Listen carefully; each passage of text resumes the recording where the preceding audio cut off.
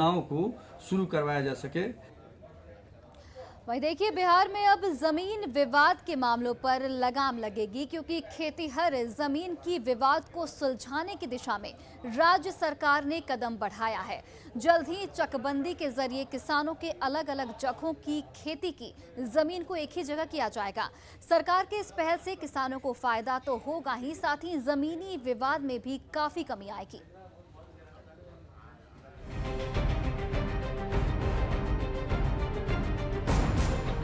बिहार सरकार सूबे में जमीन विवाद को रोकने को लेकर हमेशा गंभीर रही है और इसके लिए सरकार अब भूमि सर्वेक्षण का काम करवा रही है। बहुत जल्द चकबंदी कर उन किसानों को एक जगह जमीन का भूखंड उपलब्ध करवा देगी जिनकी जमीन अलग अलग जगह पर है।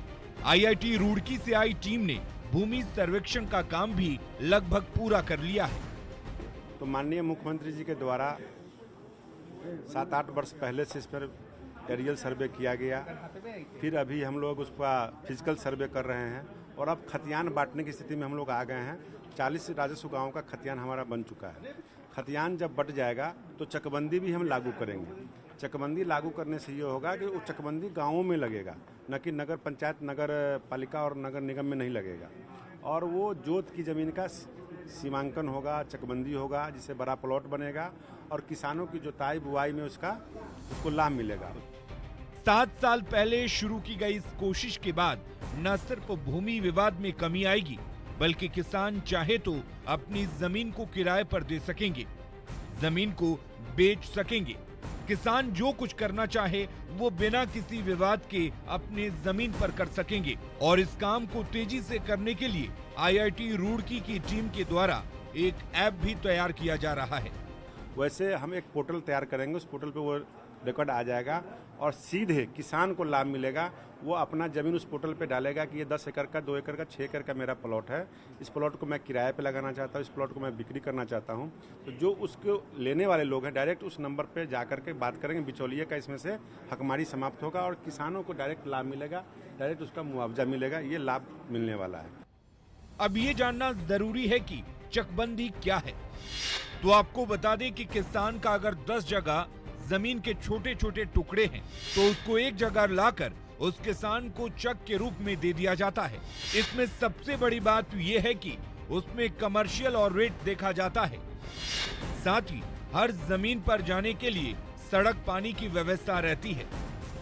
मतलब आप ट्रैक्टर से किसी भी प्लॉट पर जा सकते हैं। आपको बता दें कि बिहार में चकबंदी का कानून 1956 में बनाया गया और 1958 में इसके नियम बनाए गए।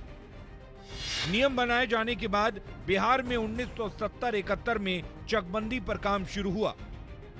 इस दौरान बिहार में 16 जिला के 180 अंचल में चकबंदी शुरू हुई, जिसमें 28,000 गांव शामिल किया गया। लेकिन 1992 में चकबंदी को स्थगित कर दिया गया, जिसके बाद कैमूर किसान संघ ने न्यायालय का दरवाजा खटखटाया और न्यायालय के आदेश के बाद 1996 में चकबंदी फिर शुरू की गई, जिसमें शाहाबाद क्षेत्र के 4 जिले कैमूर, सासाराम, बक्सर और भोजपुर में काम शुरू किया गया, लेकिन फिर से स्थगित कर दिया गया।